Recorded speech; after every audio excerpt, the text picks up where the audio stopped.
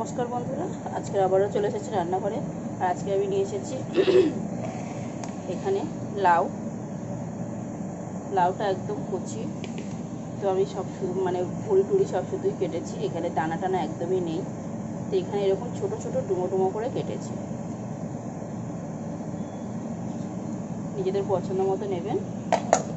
আর এখানে নিয়েছি টমেটো, পেঁয়াজ, দুটো টমেটো নিয়েছি, একটা ছোট পেঁয়াজ নিয়েছি, এখানে নিয়েছি আদা রসুন এক টুকরো করে, আর নিয়েছি দুটো কাঁচা লঙ্কা। এটাকে আমি হামাল দিস্তাতে একটু থেতো করে নেব।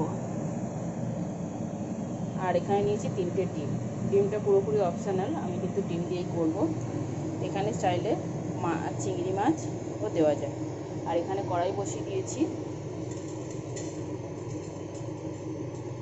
এখানে দিয়ে দিলাম এক চামচ পাঁচফোড়নটাকে আমি একটু ভালো করে গরম করে নেব, ভেজে নেব। পাঁচফোড়নটাকে ভালো করে ভেজে হামাল দিস্তাতে তুলে নিয়েছি। গরম গরম ওটাকে আমি একটু করে রাখবো, বেটে রাখবো, গুঁড়ো করে নেব। ততক্ষণে আমি ডিমটাকে একটু ভালো করে ভেজে নিই। এখানে আমি ডিমটা ভেজে তুলে নিয়েছি, আর দিয়ে দিয়েছি একটা শুকনো লঙ্কা, একটা তেজপাতা। আর এখানে এই যে আদা রসুন আর কাঁচা লঙ্কাটাকে আমি হামাল দিস্তাতে ভালো করে একটু থেতো করে নিয়েছি, এটাকে ফোড়নে দিয়ে দিলাম।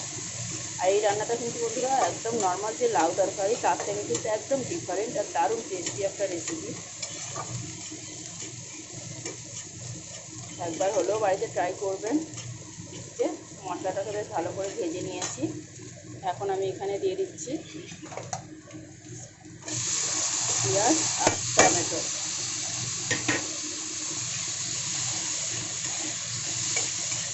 এখানে হালকা করে একটু ভেজে নিলাম এটা।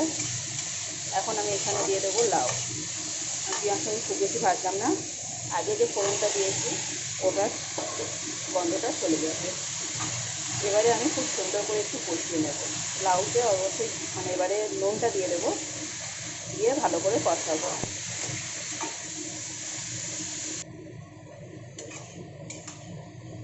লাউটা আমি বেশ 1 থেকে 1.5 মিনিট মতো ভালো করে কষিয়ে নিয়েছি, জল ছাড়তে শুরু করে দিয়েছে আর লাউটা অনেকটাই কমে গেছে। এবারে আমি ঘরোয়া গুঁড়ো মশলাগুলো দিয়ে দেবো।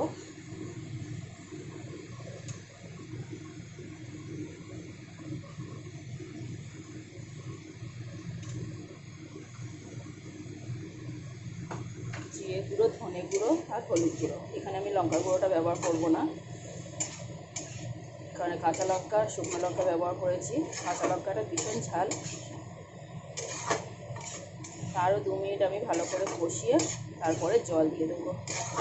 জলটা অবশ্যই নিজেদের পছন্দ মতো, খুব শুকনো হবে না, খুব ঝোলঝোল হবে না, একটা মিডিয়াম তরকারি মতো হবে। লাউটা আরও বেশি কমে গেছে, এবার আমি একটু পছন্দ মতো জল দিয়ে দেবো।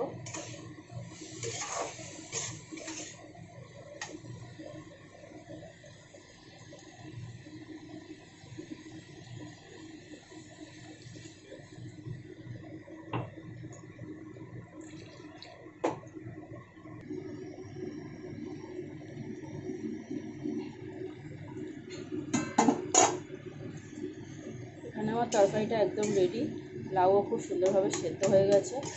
আর এখানে ঝোলটা দেখো একদম কমে গেছে, একদম মাখা মাখা একটা তরকারি হয়েছে। আমি এরকম করে আরও একটু কেটে দেবো।